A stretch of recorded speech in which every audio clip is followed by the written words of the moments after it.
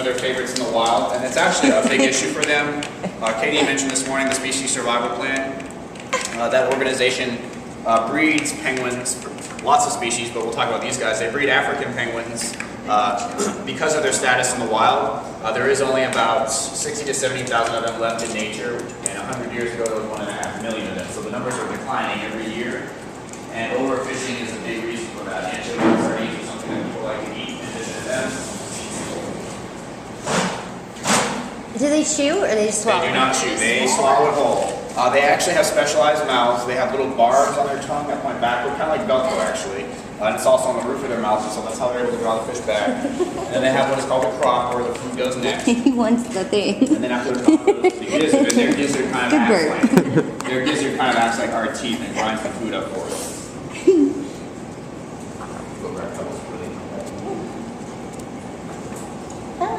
But so I mentioned overfishing, a big problem for them. You gotta grab that wire. Oh, it's the wire. Yeah. Another issue they face is habitat loss. They do live on the beach, and that is where humans like to live. Aww. And that is, of course, prime real estate for us, so another big problem. And then another huge one in the past 10 to 15 years has been oil pollution.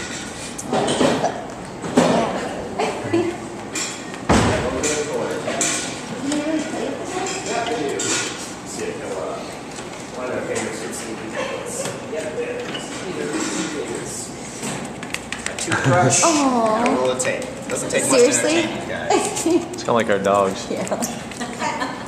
That is too cute. Oh.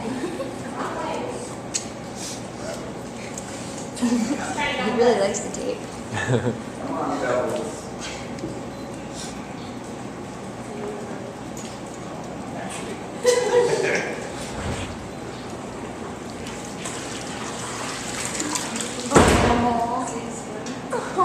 Alright guys, want to talk about a pool.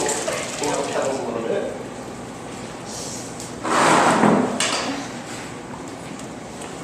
So, of course, very, very good at swimming. Penguins do not have the ability to fly. As we said, their feathers don't give them the ability to fly, but instead give them the ability to stay warm in that really cold water. And actually, all species of penguins, no matter where they live, even the ones on the equator, all of them swim in very cold water, and all 18 species use their feathers as their primary source of insulation. So cute.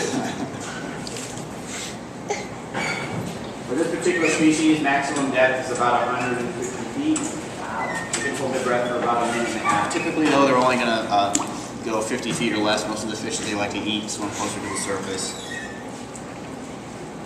And they can go about 9 miles an hour, so pretty fast swimmers. Do they get to swim anywhere? They have. Oh, I couldn't see that. Oh, one thing I didn't mention, you see that barrier is up there. We had a nice little surprise when we came in this morning.